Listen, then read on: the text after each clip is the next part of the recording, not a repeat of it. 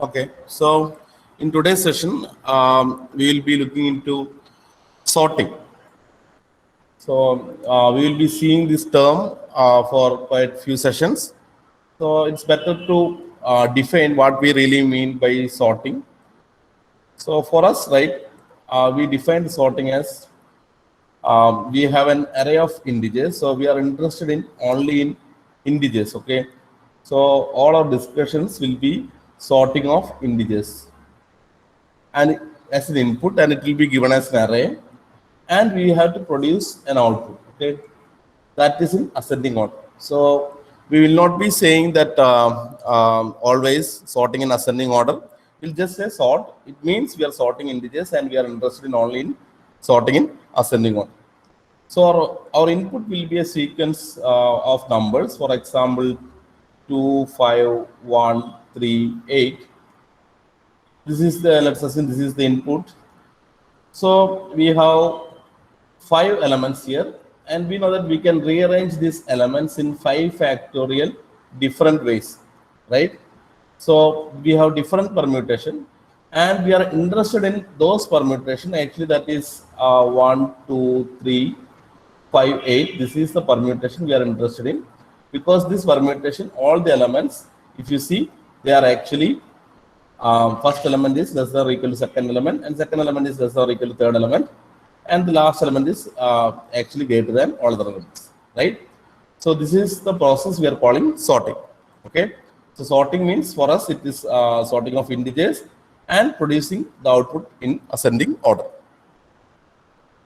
So far clear? So just see some terms we are using. So one is stable sorting. So what is mean by stable sorting? An algorithm is called stable if it keeps elements with equal keys in the same relative order in the output as they were in the input. So that is called stable sorting. For example, let's assume you have 3, 5, 2, 1, 2, 7. So let's assume you have this as the input. Now you know that the element 2 is repeating 2 times. So this in the input, this particular 2 is, if you take the just the relative order, this is the first 2 and this is the second 2, right? So after sorting, it will be 1, 2, 2, 3, 5, 7. And if you see the element 2, this should be the first 2 and this should be the second 2. Okay, so this their relative order, if they are equal, their relative order should not be changed. If your sorting algorithm is obeying this rule, then we call that sorting as stable sorting. Next term is in-place sorting. So to sort, we have an input array. For example, let's assume A, and we may use some additional variables, but that additional variable size should be constant. If you have a constant additional variables, and we are using the input array as it is, and we are just rearranging the elements inside this array without using any other array. For example, if you take merge sort, we may have an input array and the output may be in another array. Or if you take the counting sort, where you will be using additional array. Okay, so these are not actually in-place sorting. In-place sorting means you have an array and you are just rearranging the elements inside the array. Additionally, you are using only constant space. Then we call that sorting algorithm as in-place sorting algorithm. Okay, can I move to the next slide? So this is one important definition that we'll be spending some time on this because it's very, very important. It's called inversion. So this is the definition of inversion. Let we have a of 1 to n be an array of n distinct numbers. If I less than j and a of I is greater than a of j, then the pair I comma j is called an inversion of a. So this is the definition. We will see what it is. Let's see first what is a pair. Okay. So let's assume you have an array 2, 5, 3, 1, 2. Okay, so if you assume it is an array, it will have index. You can assume it is starting with index 1, index 2, then index 3. This is index 4, and this is index 5. Okay, now a pair is nothing but a pair of index, you can say. That condition is I should be less than j. So the valid pairs of this are 2, 5, 2, 5, because the index of 2 is 1 and index of 5 is 2. So we know that 1 is less than 2. So this is a valid pair. 2, 5 is a valid pair. Similarly, 2, 3 is also a valid pair. 2, 3 is also a valid pair. 2, 1 is also a valid pair. So these are just pairs. Okay. So 2, 2. So this is finally 2, 2. So 2, 2 is a valid pair.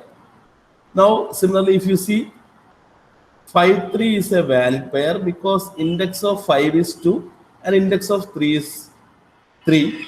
So the condition is first element index should be less than second element index. Okay. So 5, 3 is a valid pair. 5, 1 is a valid pair.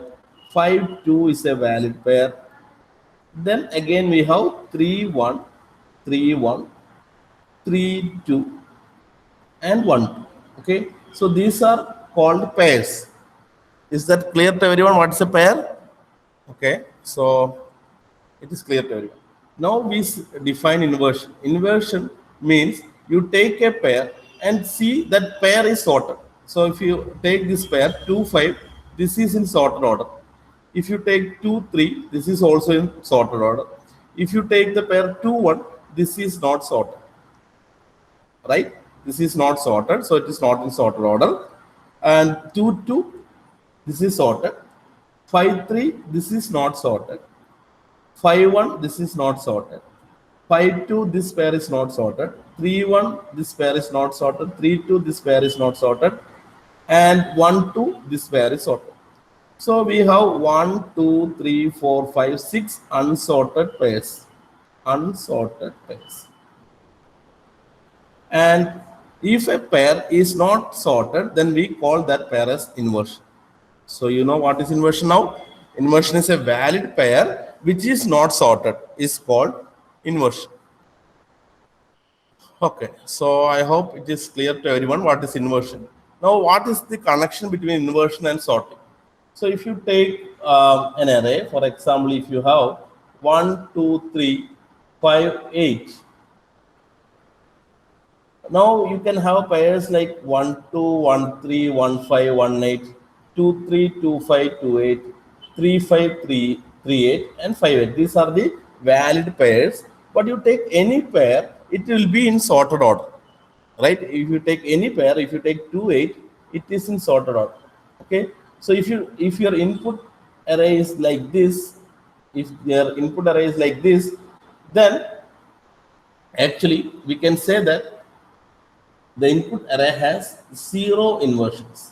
0 inversions. Now you know that this array is sorted, right? So if an array is sorted, we will have 0 inversions, right? So that means you can say sorting is a process of removing all the inversions in a given array. Is that correct? Because sorting, after sorting, we will not have inversions. So you can say sorting is a process of removing inversions from a given array. So what will be the minimum number of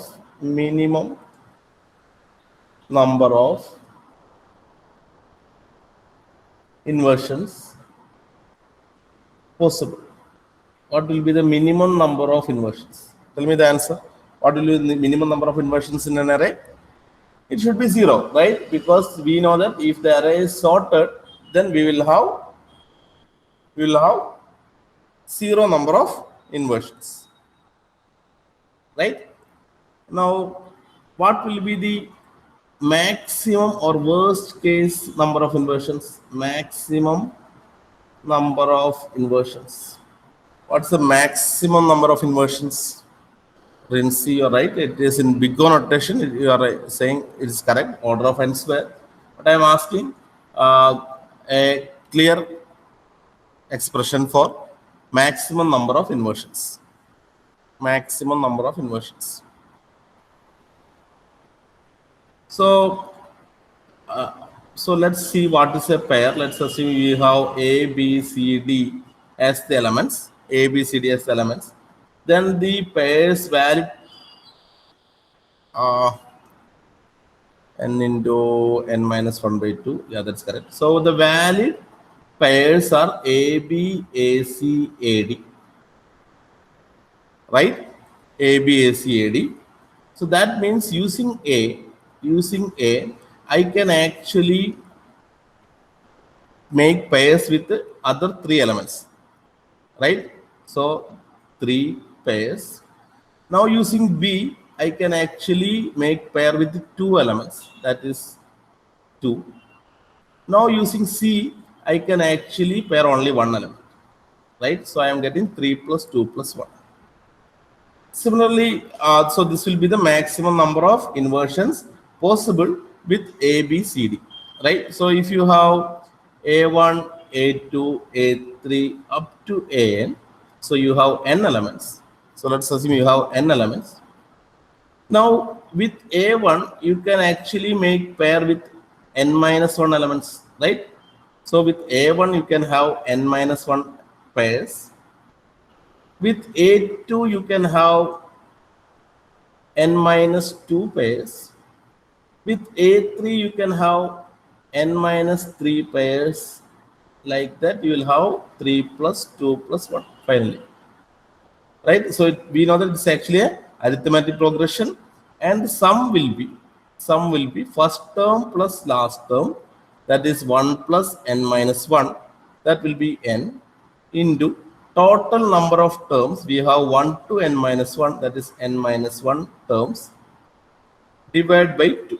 So this will be the expression for arithmetic expression. So we get that worst case number of inversions will be n into n minus 1 by 2. Okay, so the example array will be, if you see, the example will be 5, for example 5, 4, 2, 1. This is an example where we have maximum number of inversions, because every pair is an inversion here. Okay, if you take 5, 4 or 5, 2 or 4, 1 or 2, 1, every pair is an inversion. So we will have maximum number of inversions when the array is actually sorted in decreasing order. Okay, so the array is sorted in decreasing order, then that time we will have maximum number of inversions. So that is n into n minus 1 by 2. Is this clear to everyone? Is this clear to everyone? Agila, Gedo. Okay. Namadu. Okay. Okay, thank you. So it's clear to everyone, right? Now you can prove this equation in a different way. For example, let's assume you have 4 elements again. So we can draw a graph like this: A, B, C, and D. Now for each pair, I can draw an edge, or so for example, I can write A to B, right? Similarly, you can have one pair from A to D and A to C, right? Similarly, you can have B to C, right? B to D, C to D. Is that right? Whether I have missed anything?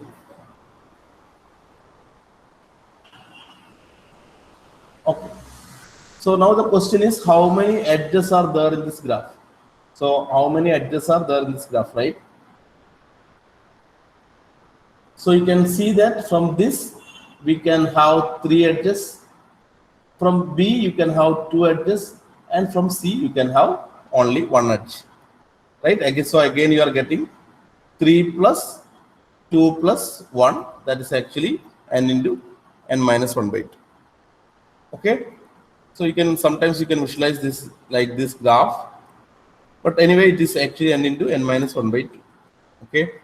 So now the question is, given a random array, given a random array, that means every element has equal probability. That is the meaning of it. Given a random array, what is the expected number of inversions? Number of inversions. Given a random array, what is the expected number of inversions? So we know that minimum number of inversions is 0, and maximum number of inversions is actually n into n minus 1 divided by 2. Right? This is the maximum.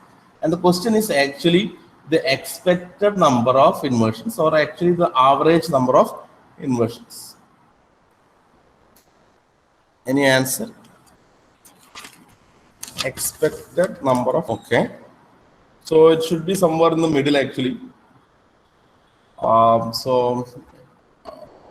Okay, so it should be actually 0 plus n and n minus 1 by 2 by 2. So it should be in the middle actually. So let's see. So before that, let me ask you one question. Okay, so let's assume we have 10 coins. Okay, we have 10 coins. So we have 10 coins, and I'm just tossing all these 10 coins simultaneously, and I'm asking, what is the expected number of heads? So you have 10 coins, 1, 2, 3, 4, 5, 6, 7, 8, 9, 10 coins. Okay, and you are just tossing. So the result is here. I am asking, what is the expected number of heads? So what will be your answer? How many heads you are expecting? Usually we will be expecting 5 heads, right? 5 heads.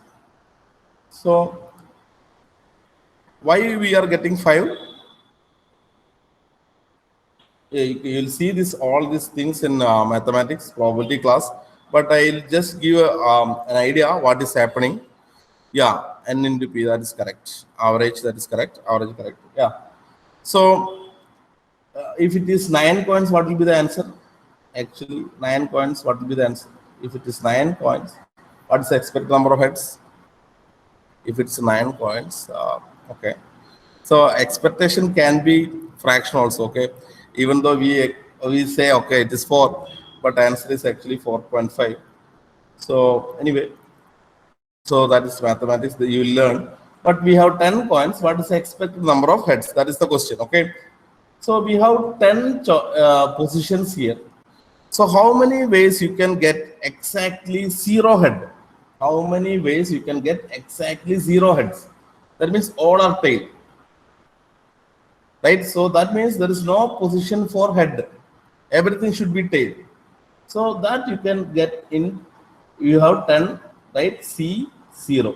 That means this is the way you can actually choose 0 positions from 10. Similarly, if you see how many ways you can get exactly 1 head, that should be 10C1. Okay, if you see exactly how many ways you can get 2 heads, then that should be 10C2. Similarly, 3 heads will be 10C3, 10C4, 10C5. Finally, you will get 10C10. That means all are head. 10C9, that will be 9 heads. Now, if you see 10C0 is 10C10, and 10C1 is actually 10C9, 10C2 will be equal to 10C8. So if you see this distribution, it is actually a binomial distribution, and there is a formula for expectation. If the sequence is a if the probability distribution is binomial distribution, then there is a formula for expectation that is very simple. Expectation of some random variable x will be equal to p into n. So, or n into p. You can write it as n into p. So this is the formula that you have to know. Maybe in the probability class we will prove this, but this is the formula to find out the expectation if it is a binomial distribution. So it is n into p. This n is the number of, in this case, it's number of coins, and P is the probability of head. Okay, P is the probability of head. Okay, probability of head. So this is the formula N into P. Okay. The proof of this, maybe we can discuss in some other class. Okay, it is N into P. Now we know that. Now we'll come back to our problem. It is actually it's connected to the same head points and head problem. So we have, what we know is, if you have an array of n elements, then the maximum number of pairs, not, I'm not saying about inversions, but we have maximum number of n into n minus 1 by 2 pairs. Okay, so these are, I'm just putting like this. So these are the pairs. So I have n into n minus 1 by 2 pairs. Okay. Now, given a pair, whether it is actually an inversion or not, the probability is just 1 by 2. Okay. Because a pair can be inversion or it may not be inversion. So the probability of inversion is 1 by 2. Okay. Probability of not having inversion is also 1 by 2 for a pair. So we have n into n minus 1 by 2 pairs, and the probability is 1 by 2. Now you can assume these pairs as actually the coins. So you can assume you have n into n minus 1 by 2 coins, and inversion you can assume it is choosing a head. So it's the same question. Now you have n into n minus 1 by 2, n into n minus 1 by 2 coins. If you are tossing, what is the number of heads you are expecting? See, heads is nothing but inversion, is you assume. So that should be n into p, right? N into p. N is the total number of terms and p is the probability. Here we have n into n minus 1 by 2 terms and probability is 1 by 2. So we get n into n minus 1 by 4. So this is basically the average of these two. So n into n minus 1 by 4. If you add 0 plus n into n minus 1 divided by 2, this average you can by 2. So you'll get n into n minus 1 by 4. Okay. Or you can see n into p is n into n minus 1 by 2 and probability is 1 by 2. So we are getting n into n minus 1 by 4. So that means on a randomly chosen array, and given a randomly chosen array, we will have n into n minus 1 by 4 expected number of inversions. Is this clear to everyone? Akhila, it is clear. Geetu, Sonia, Joel. Okay. Okay. So it's clear to everyone, I think. Okay. So now let's move to the first sorting algorithm. That is, so insertion sort, we want to sort an array, right? So we will have an input array. So the idea is very simple. So you partition this array into two parts. One is sorted part and another is unsorted part. Okay. So you have two parts. One is sorted and another is unsorted. Okay. This portion is sorted with respect to only this array. Okay. So if I just, sorted means if I just consider this portion, only this portion, then this portion is sorted. That's what I mean. Okay. And remaining portion is not sorted. Okay. So then what we will do is we will take the first element from unsorted array and insert that element to the correct location in the sorted portion. This is called insertion sort. Okay. So the idea is very simple. You partition the array into two parts. One is sorted, another is unsorted. And from the unsorted portion, you take the first element and insert that into the correct location of the sorted portion. That is why it is called insertion sort. You are inserting the element into the correct location. It's called insertion sort. So maybe I'll take an example. So let's assume you have 1 or maybe, okay, 1, 3, 5, 2, 4, 3. So let's assume this is your array. Now you can actually partition this into two parts. If you see, this part is sorted, right? If you take this part is sorted, you cannot add 2 because 1, 3, 5, 2 is not sorted, but 1, 3, 5 is sorted, and 2, 4, 3, that is unsorted portion. Unsorted portion. This is unsorted portion. Now what we'll do, we'll take this 2 and we'll find the location. Okay, it should actually be here. Okay, so we'll insert 2 to this location, so it will become 1, 2, 3, 5. Then again the unsorted portion will be 4, 5. So this portion is sorted and this portion is unsorted. Now again we will take the first element from the unsorted portion and put it into the correct location. So that should be after 3. So I can say 1, 2, 3, 4, 5. Again the last element is, here we have 3, right? Sorry. Here we have 3. Okay. So the last element is 3. So we have to put this into the correct location. So we'll see that it is actually after this 3. So we can write it as 1, 2, 3, 3, 4, 5. This is the idea of insertion sort. Is this clear to everyone? Okay. Now we'll see a little bit more in insertion sort about the algorithm, how it can be implemented. So let's assume you have an array that is 2, 3, maybe 1, 5, 8, 7. Let's assume this is your array, and you want to do insertion sort. So the first step is actually to partition the array into two. One is sorted and another is unsorted. But how to partition this into two parts? Actually, we have to find out which part is sorted, right?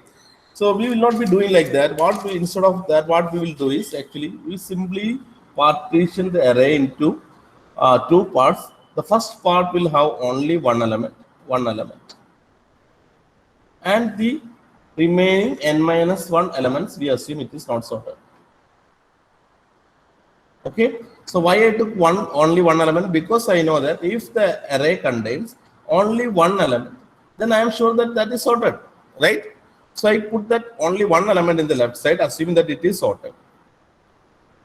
Then I have all the remaining elements in the right side.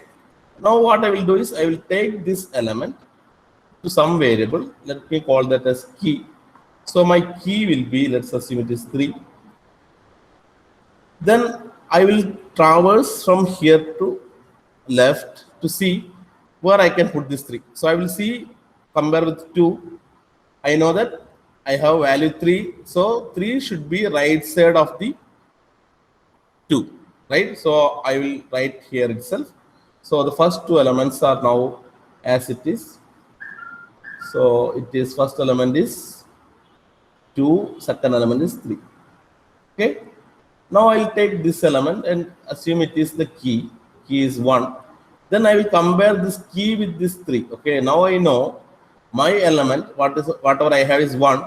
That should be left side of this value 3, right? But I need space for that. This is my array. So I need to have a space for this 3, this 1. Okay. This is what I have. So I had to move 3 because if I need to have space here, I have to move 3 to right side. So what I will do, I will move 3 here. Okay, I will move 3 here. Okay, then I will compare with 2. 2 and 1, I know 1 should be left side of 2. So that means I need space. So I will move 2 to this side. So this will become 2.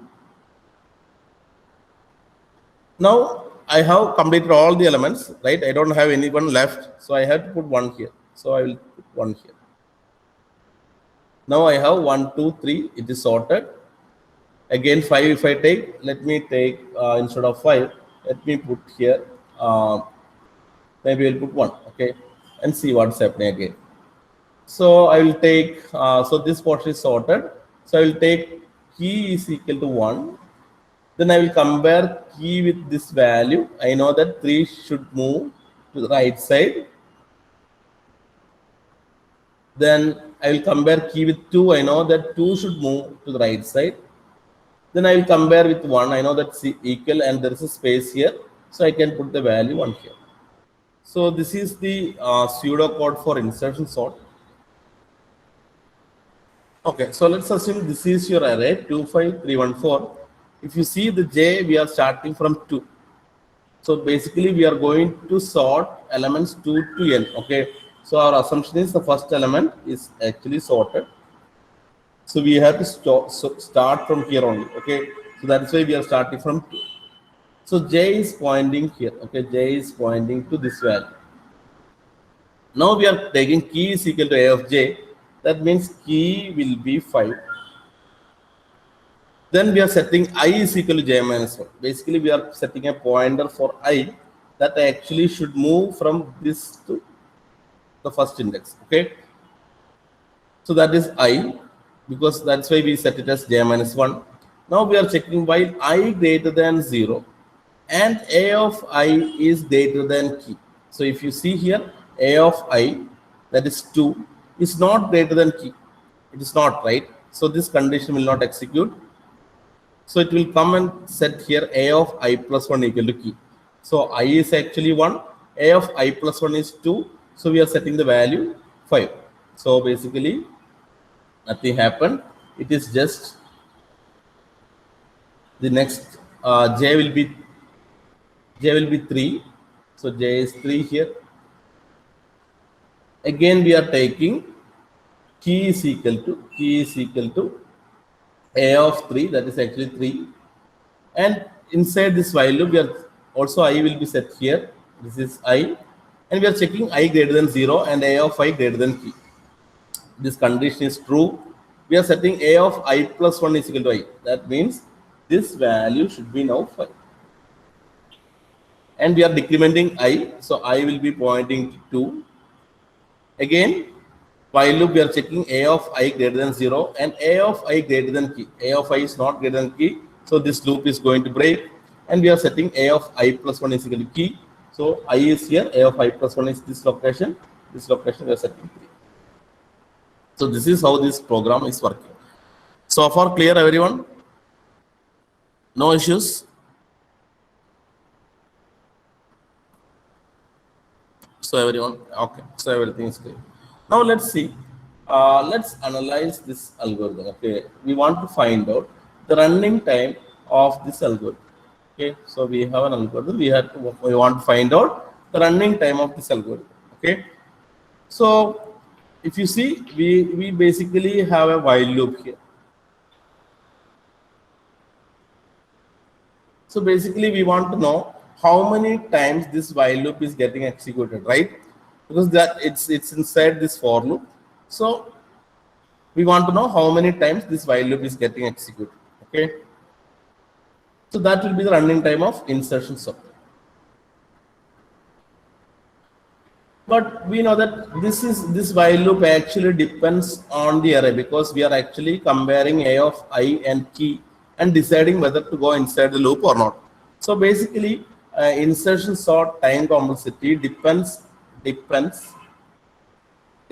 on the input array. Okay, input array. So for example, let's assume you have 2, 3, 5, 8, 10. So let's assume this is your input. If this is your input, then let's assume this is your input. My question is, how many times this particular line is going to get executed?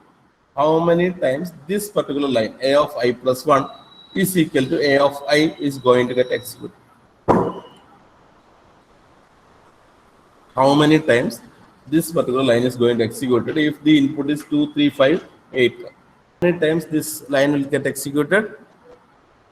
Okay, so this particular line is going to get executed 0 times, right, for this particular input, because always this condition is going to break. A of I greater than key, this condition is going to break because always A of I will be less than T, right?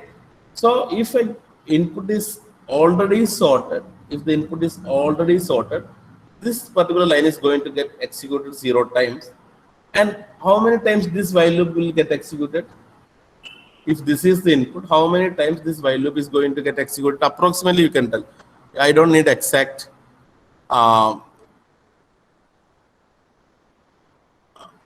See, when j is equal to 2, this while loop is going to get executed only once, right? When j is equal to 3, this while loop is going to get executed once. J is equal to 4, this while loop is going to get executed once. So if I have n elements, this while loop is going to get executed approximately n minus 1 or approximately n times. Okay. Yeah, that is exactly you're saying. Okay, approximately this while loop is going to execute order of n times. Is that right? Every time it is executing only one. Okay. So approximately it is going to execute order of n times if the input array is like this. Is that right? Is that right? So I can easily say that insertion sort time complexity will be never less than order of n. So I can say this is the best case time complexity of insertion sort, because if the array is sorted, we are not going inside the for loop, inside the while loop, but while loop is approximately executing exactly once for every value of j, and j is moving from 2 to n. So totally while loop will get executed order of n times. So I cannot have a input that actually runs faster than order of n. So minimum insertion sort will take order of n times. So the best case is order of n times. Is that correct? Everyone is following? Okay. Okay. Okay. Now let me ask you. So let's assume you have 3, 5, 8, 2, or maybe we'll take another example. 1, 5, 4, 3. So let's assume this is your input. This is your input. And my question is actually, for this input, how many times, I want exact answer, okay? How many times this particular line is going to get executed? For 1, 5, 4, 3, how many times this particular line is going to get executed? Everybody can try that. Our input is 1, 5, 4, 3. I want to know how many times this particular line is going to get executed. Overall, okay? Not only for j is equal to 2, everybody is getting 3. Okay, 3, that's good. 3. Okay. Now my question is, how many inversions are there in this array? How many inversions? How many inversions are there in this array? So what are the inversions? 1, 5 is not an inversion, 1, 4 is not an inversion, 1, 3 is not an inversion, but 5, 4 is an inversion, 5, 3 is an inversion, and 4, 3 is an inversion. So what we have observed here is we have 3 inversions, and this line is exactly getting executed 3 times. Is that right?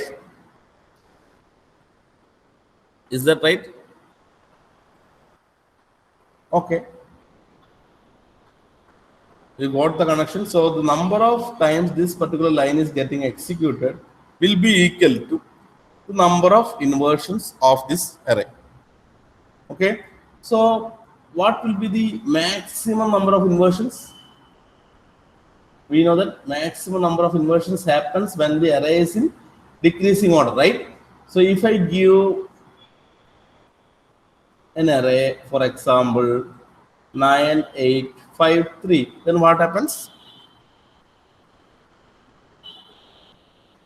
Then how many times this line will get executed? That will be 6 times. Okay, you can verify it. It will be 6 times. This particular line is going to get executed 6 times because the number of inversions in this array is 6. Number of inversions in this array is 6, and this particular line is going to get executed 6 times.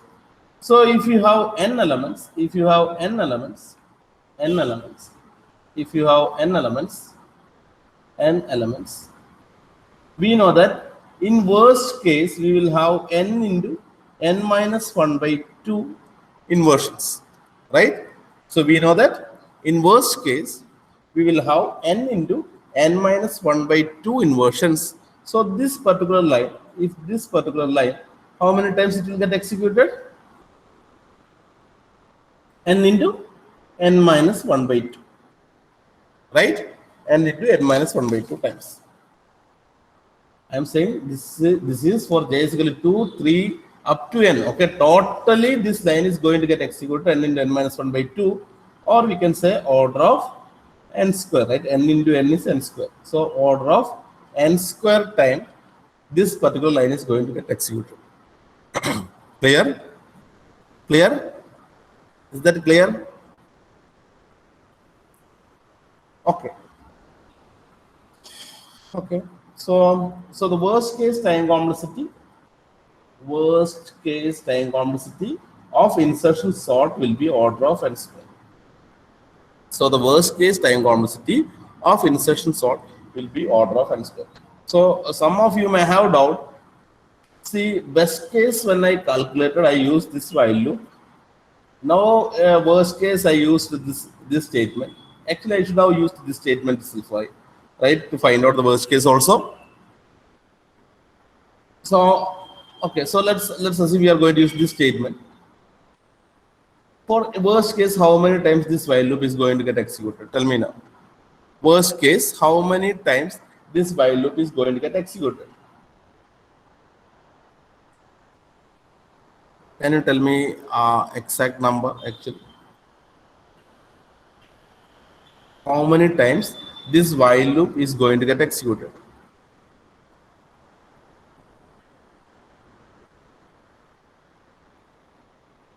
Because inside this line is going to get executed n into n minus 1 by 2. Every time this while loop is going to break for every value of j. So while loop will get executed n into n minus 1 by 2 plus n times. Or you can say n minus 1 times, that's also okay, because we are moving from 2 to n. But approximately n into n minus 1 by 2 plus n.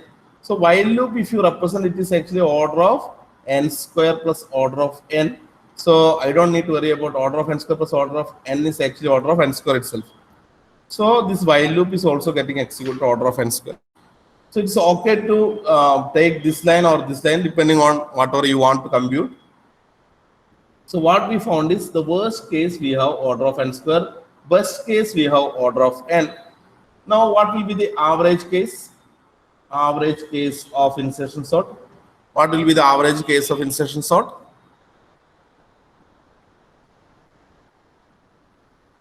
Best case it is order of n, and worst case it is order of n square. We know that the insertion sort algorithm actually depends on the number of inversions, and we know that average number of inversions or expected number of inversions is actually n into n minus 1 divided by 4. That will be the expected number or average number of inversions. So this will be the average case. So it's also equal to order of n square, right? Because we can remove the lower terms and leading constants. So we get order of n square. So note this, insertion sort best time complexity is order of n, worst case is order of n square, average case also order of n square. So far clear? So far clear? Okay. So if someone asks you, okay, if the given array is already sorted, which algorithm is best? If someone asks you, if the given array is already sorted and we want to sort it again, then which algorithm is best? It's always insertion sort, because we have a size n and the array is we are able to sort in order of n time itself. right? If the array is already sorted, we can sort it in order of n time. So that means if the given input is already sorted, insertion sort is going to perform very well than other sorting algorithms. Okay. Now, let me ask you one thing. Okay. So let's assume you have an input of n elements, okay, n elements, and someone told you there is only uh, a constant number of inversions,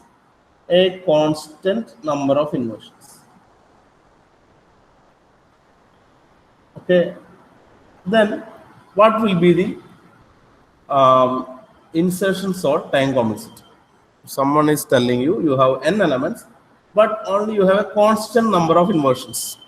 Then what will be your time complexity? Insertion sort time complexity. See, it's given that you have a constant number of inversions. Okay. So basically, what we are interested is we want to know how many times this while loop is going to get executed. Okay. So this while loop will get executed n plus number of inversions, right? Number of inversions. This is the total number of times this while loop is going to get executed will be equal to n plus number of inversions. So if someone is telling you have constant number of inversions, then this while loop is going to get executed n plus some constant, right? So n plus some constant will be order of n. N plus some constant will be order of n. So that means if you have a constant number of inversions, then also insertion sort actually performs in order of n. Okay. So usually questions will come like that. Okay. For example, they may say we have an array,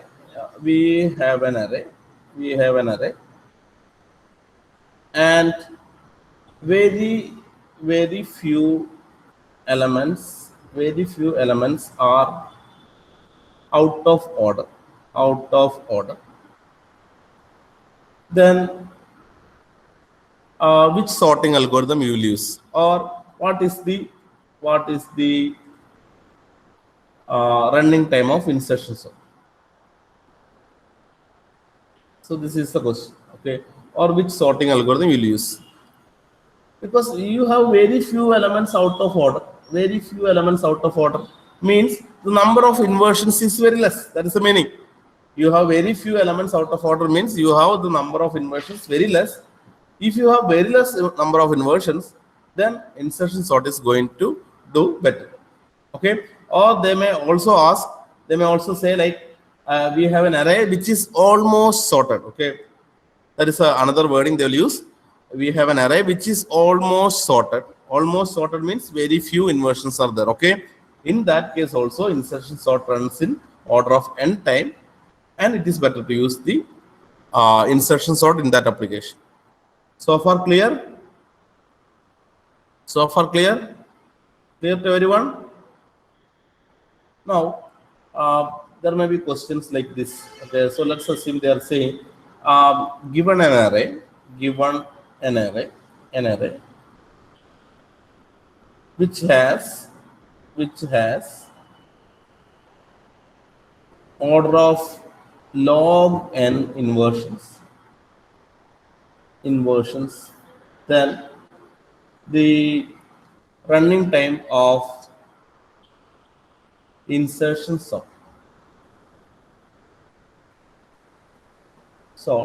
will be dash. Given an array which has order of log n inversions, then the running time of insertion sort. All of you should understand one thing. Insertion sort time complexity can never go below n. Okay, that is the fundamental thing you should understand. Insertion sort time complexity can never go below n. Okay, because there is a while loop, and we are sure that this while loop is minimum it will run n times. Okay, minimum it will run n times. Or you can see there is a for loop here that's moving from 2 to n. This for loop minimum it is going to run n times. So you cannot have a insertion sort algorithm for an input of size n to run less than n times. Okay, it is not possible. Okay, so you should not never answer a value which is less than n. Okay, clear? That is clear to everyone? Okay. Okay. Clear. Okay. So here the answer will be this while loop, how many times it will run? N plus number of inversions. Number of inversions is log n. So n plus log n is actually order of n. We don't need to worry about order terms. We can remove this. So this while loop is going to get executed to n plus log n. So the answer will be order of n. Okay. So the question is, let's assume if they are saying if the input array has order of n inversions, then what will be the time complexity of insertion sort? It's given that we have order of n inversions. Then what will be the time complexity of insertion sort? Again, it will be, no, it should be n.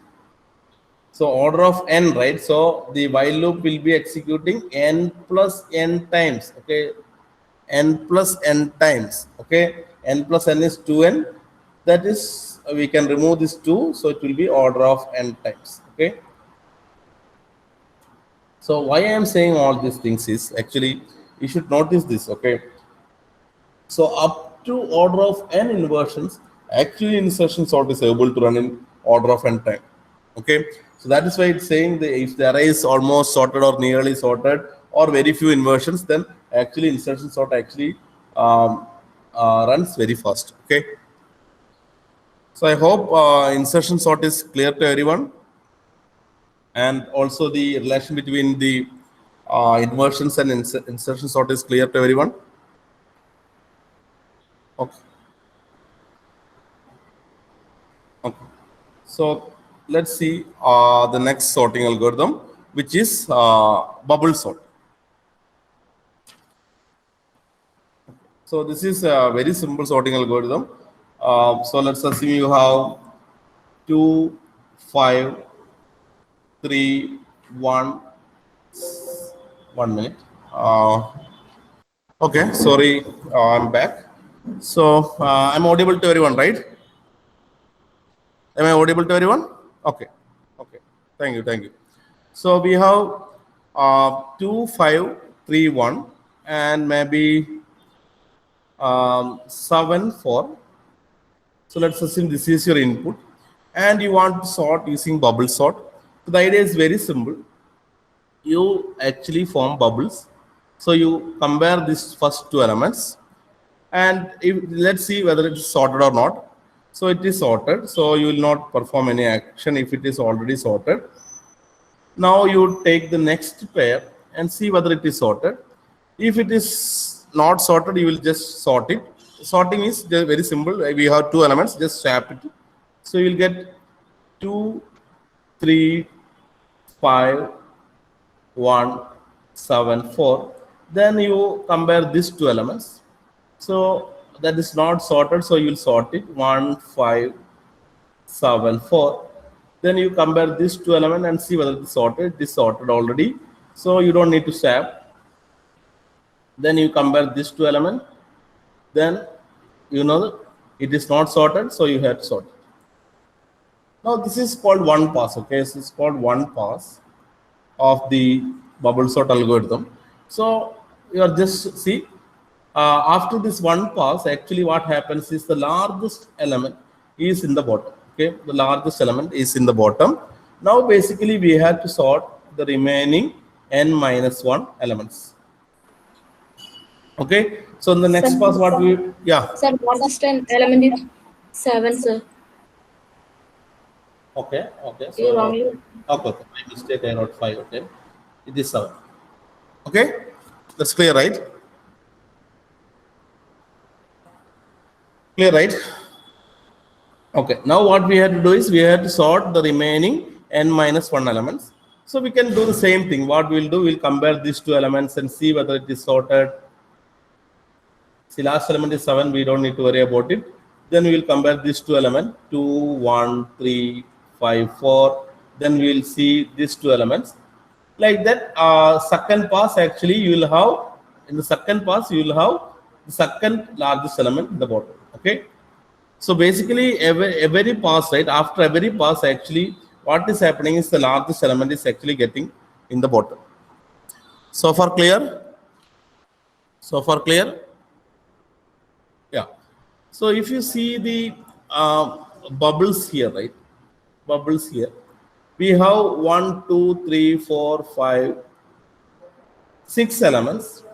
And what we are doing is actually you are pairing elements, right? So if you take our first pass, how many comparisons we really did? How many comparisons we did actually in the first pass?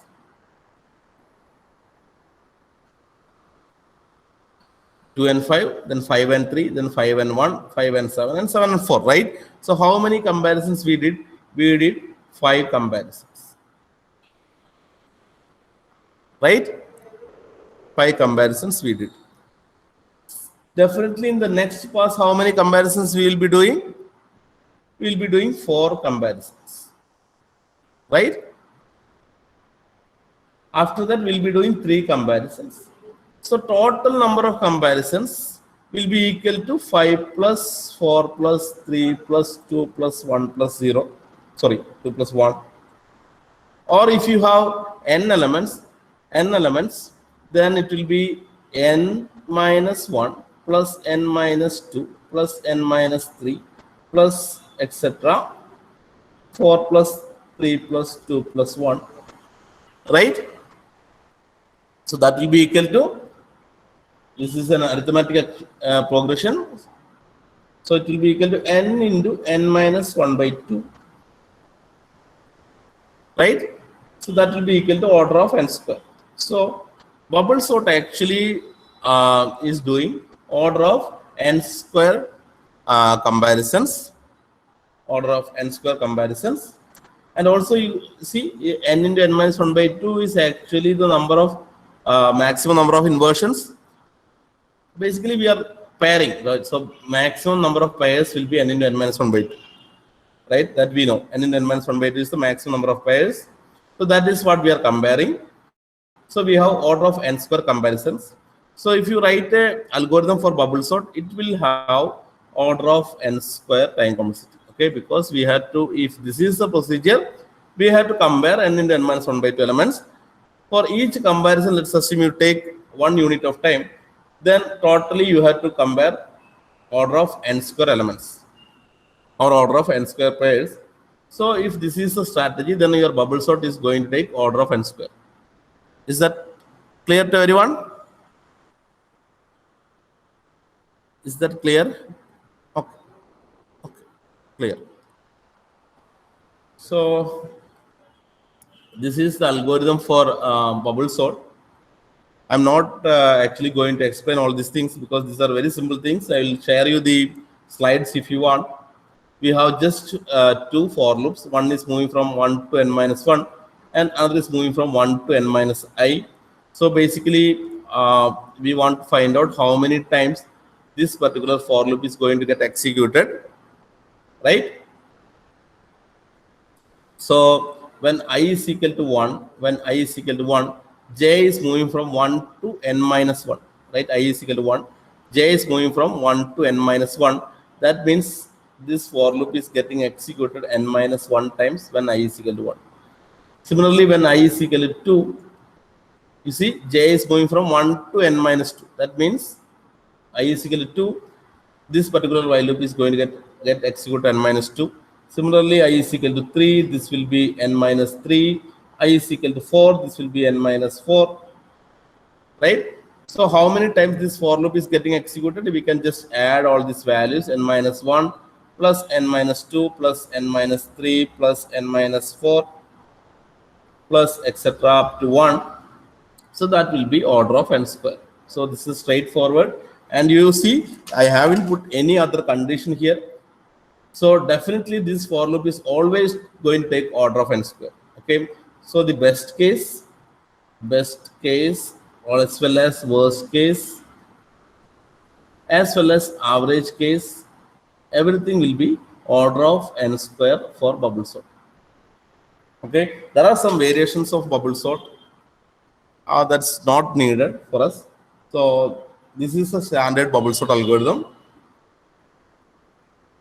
So I think in the exercise we have given some modifications to bubble sort. You can see the exercise.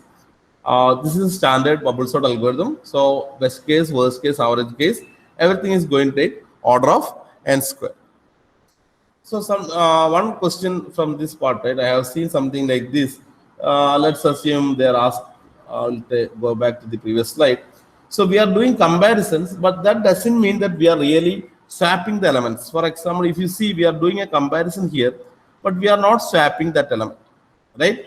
Now, if you see here, 5, 3, we are comparing as well as we are swapping because 3 went here and 5 here, right? So we are swapping.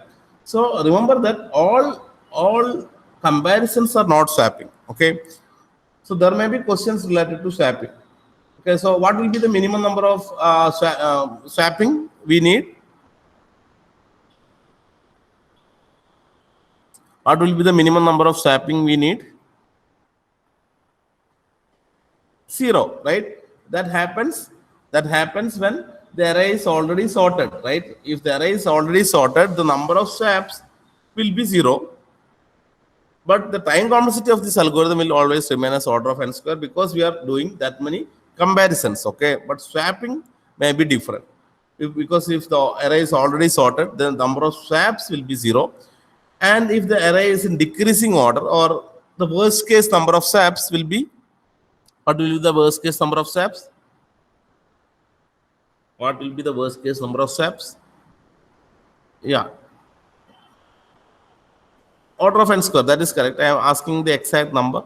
What will be the, yeah, it will be n into n minus 1 by 2 because we have that many pairs, right? That many pairs, and every pair is actually out of order. Then we have to basically swap all those pairs. So maximum we can have n into n minus 1 by 2 pairs. So that is the maximum number of swaps performed by bubble sort. So in DRDO, I have seen one question, something like this. We have an array, maybe I'll take 5, 3, 7, 2, 1. And the question is, I think there are 7 or 8 elements. I just put 5 elements. The question is, find out how many exact swaps are happening if this is the input to a bubble sort algorithm. We want to find out how many swaps are happening if this array is fed to a bubble sort algorithm. How many swaps are happening if this input is fed to a bubble sort algorithm? Got the answer? Others? Abhishek? Sangeet?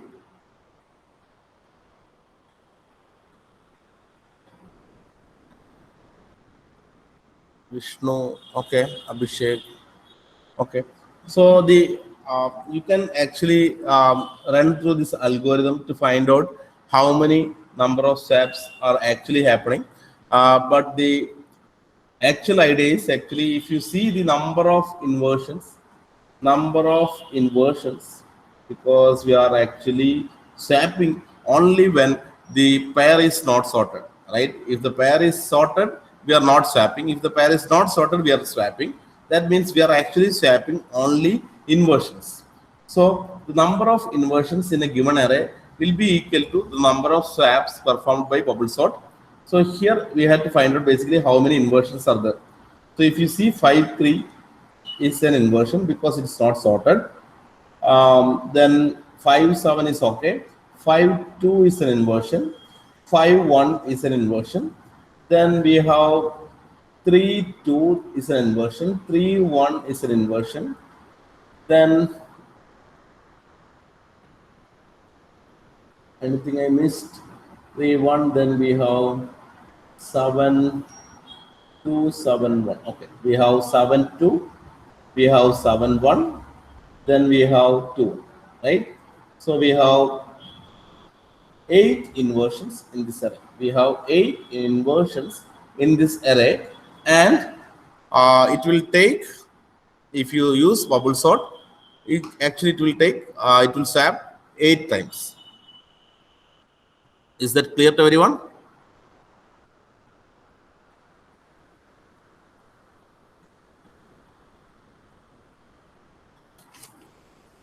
Clear, right?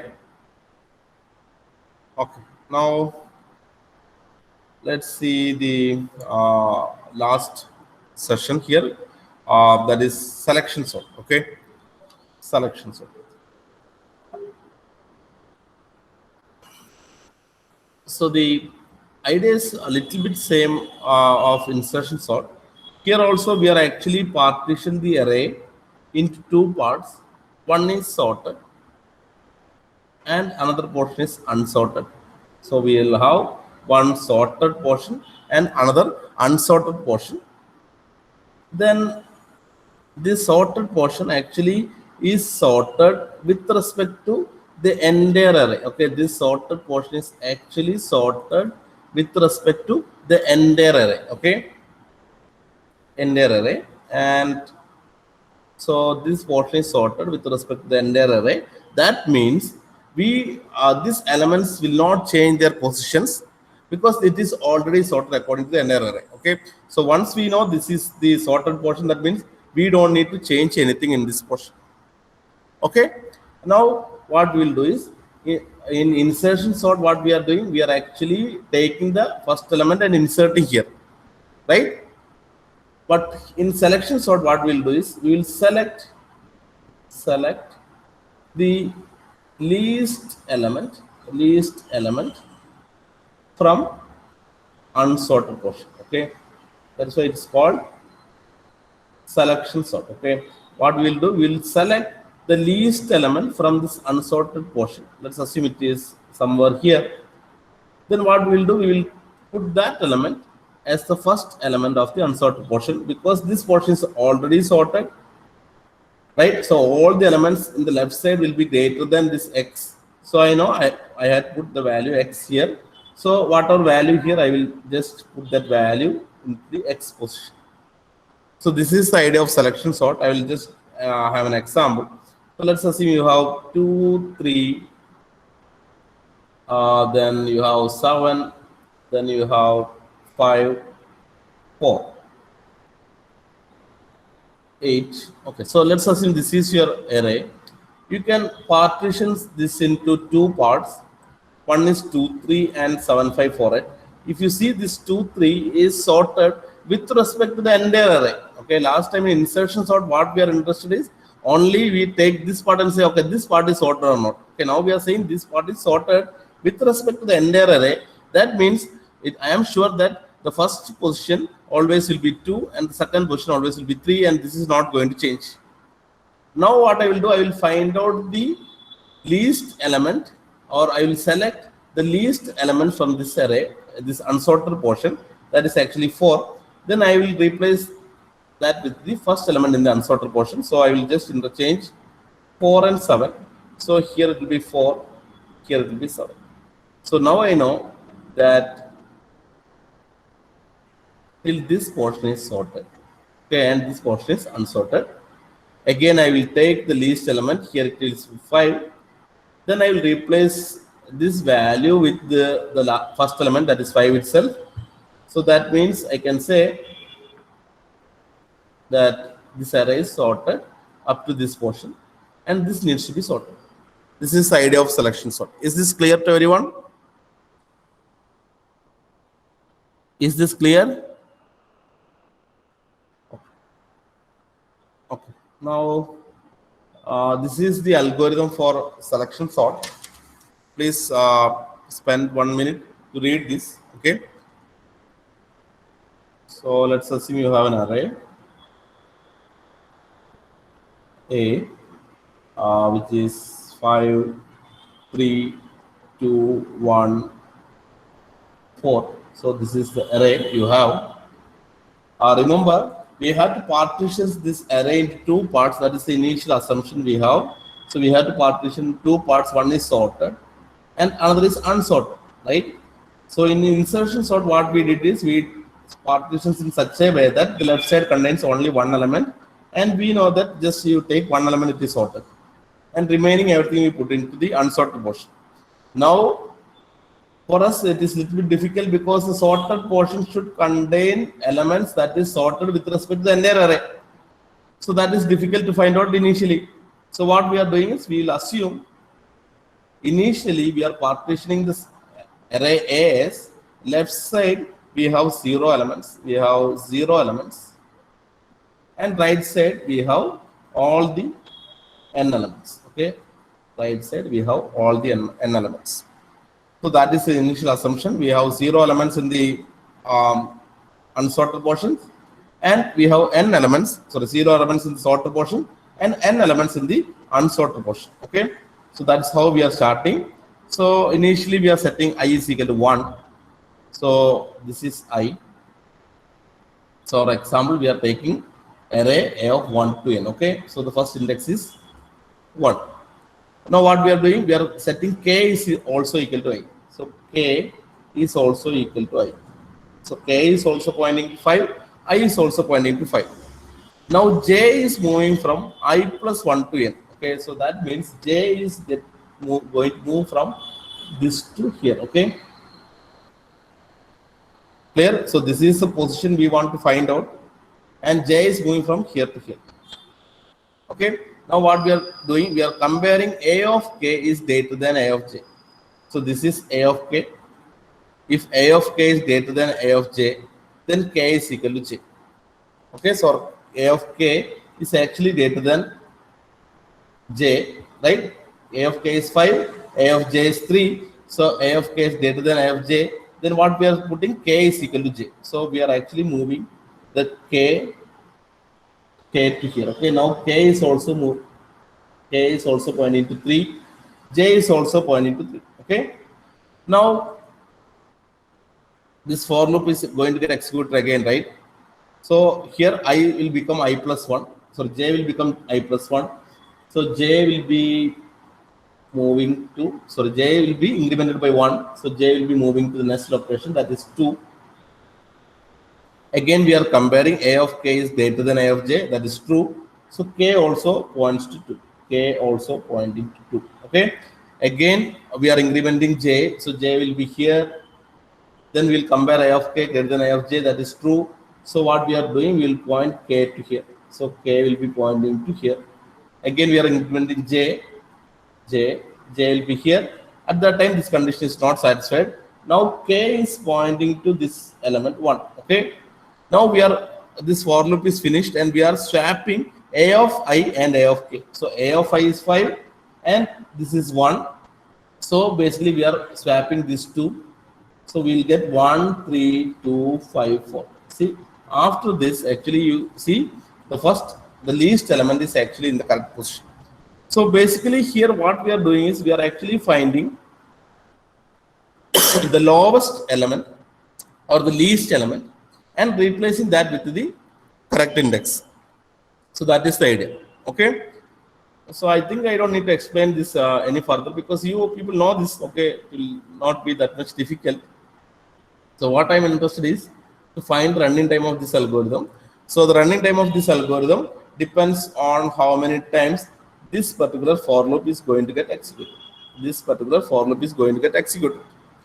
Right? So when I is equal to 1, j is moving from 1 to n. That is, second for loop is getting executed n times.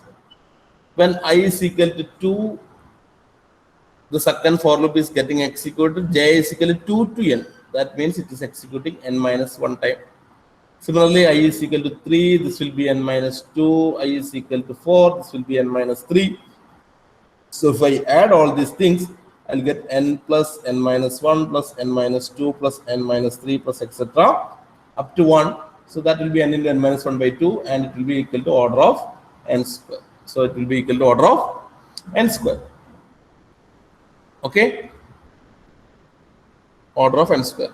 So the insertion sort, best case, worst case, and average case, everything will be order of n square. Okay, so it is actually, see, these two for loops are independently running without checking any condition. So the best case, worst case, and average case, everything will be order of n square. Okay, everything will be order of n square. But what is so the selection sort, time complexity is order of n square, best case, worst case, average case. Okay, now I'm talking about something else. Okay, see this swap. How many times actually we are calling this swap? How many times we are calling this swap? If you see, so whatever may be there, see, inside this for loop we are calling swap once, right? So we are calling swap exactly n minus 1 times. Okay, n minus 1 times, because it is inside this for loop. This for loop is running 1 to n minus 1. So this swap is getting executed n minus 1 times. So that means number of swaps is order of n. Okay, this is important. In selection sort, the number of swaps is order of n. Number of swaps is order of n. Is that clear? Number of swaps is order of n. If you take any other sorting algorithm, for example, if you take insertion sort or bubble sort, whatever that's two we have observed, the worst case number of steps will be order of n square. Okay, the worst case number of steps will be order of n square. But here always the number of steps will be order of n.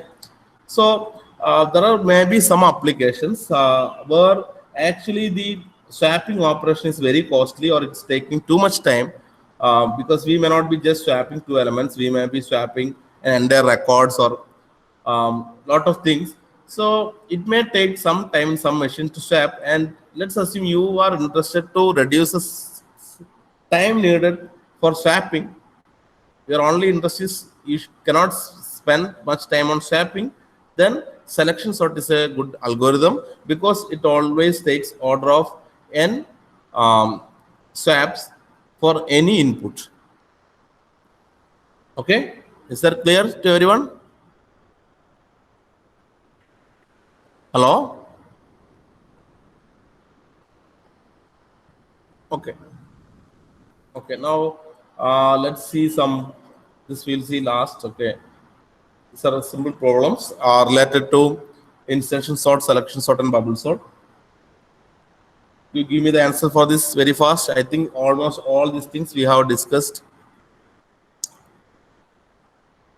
Okay, so everyone got the answer because it is the expected number of inversions should be n into n minus 1 by 4, right? We know that, right? Okay. I don't need to explain, right? It's clear to everyone, right? We have already found this, right? So the next question is, in the above problem, what would be the worst case time complexity of the insertion sort algorithm if the inputs are restricted to permutations of 1 to n with at most n inversions? With at most n inversions.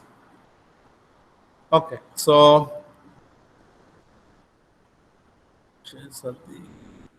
Vishnu, got the answer?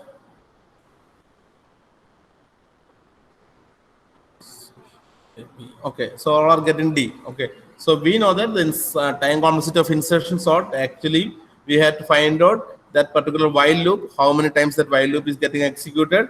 That number of times the while loop will get executed will be equal to n plus number of inversions. That's what we have found out. N plus number of inversions. This is the time complexity of insertion sort actually. So n plus number of inversions is n. So we get order of n. Okay. So the answer is D. Next question.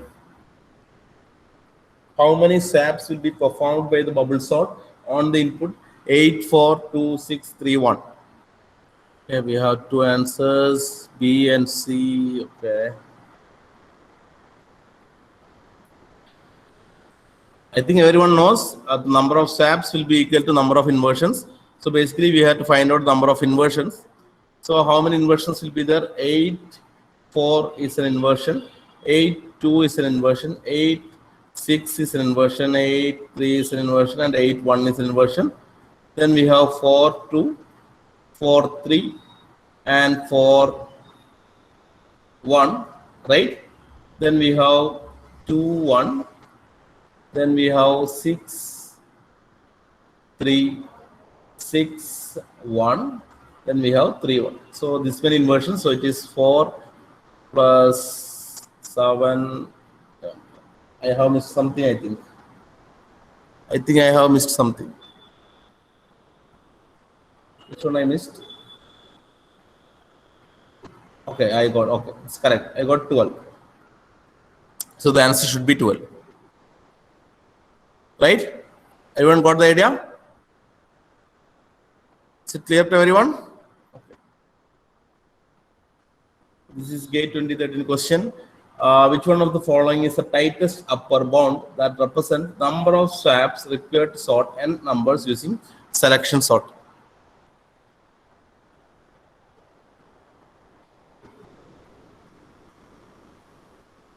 It's a direct question because the number of swaps is the question is number of swaps. Okay, using selection sort is actually order of n. Okay, so there was another question actually 2019. They have asked the same question with a little modification, but they were asking about the same number of swaps required to sort n numbers using selection sort in 2019. Answer is order of n. Okay, I missed that question, I think. Okay, so can you solve this question? It's the last question today's session. Susha KB A, Akila ADA, Vishnu P Kumar A. Okay. Okay. So what the question is actually, what they are saying is, let's assume you have an array, okay, and let's assume you are using insertion sort, okay. Let's assume you are using insertion sort, and the idea is one part is sorted, okay, sorted, and we are taking one element, and basically we are finding the location where to insert. So here actually, if you see, we are comparing with first element, then next element, then next element. Then this is the way we are actually doing. So if you see, this is actually a sorted array, okay, and sorted array, and we are searching for this location in linear way, actually, or linear search. We are doing a linear search, and we know linear search takes order of n time, right? Linear search takes order of n time, and also we know that binary search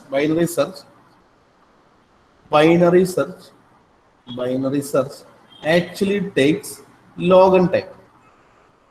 Right? Binary search takes log n time.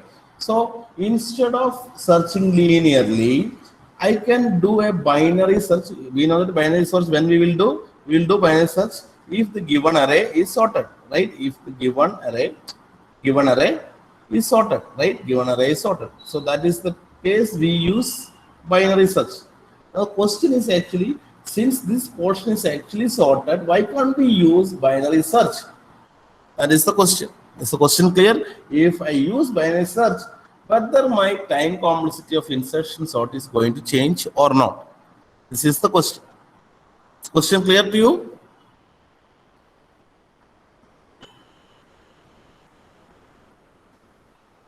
Okay. And the answer is, it will not change. If the time complexity remains order of n square. That is the answer. Why it is so?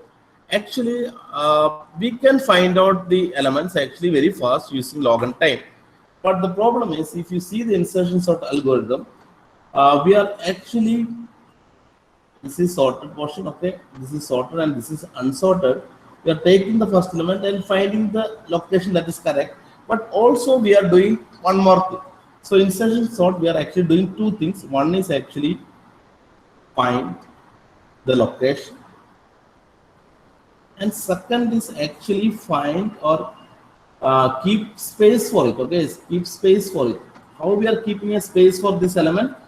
Because after this comparison, if you think that this element should go left of this, they are also moving that element.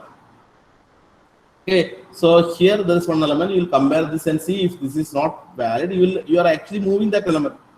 So that task is also done during the search. So if you simply take binary search, you cannot just move the elements. So you can find a location. Okay. Then after that, basically you have to move all elements the right side, whatever elements remains, you have to move that elements to right. Okay. So that is actually again going to take order of n time. So the algorithm remains in order of n square. That is the reason insertion sort is not modified with binary search. Even though we have a sorted portion, we are interested on, we are actually searching only in linear order. Is that clear to everyone?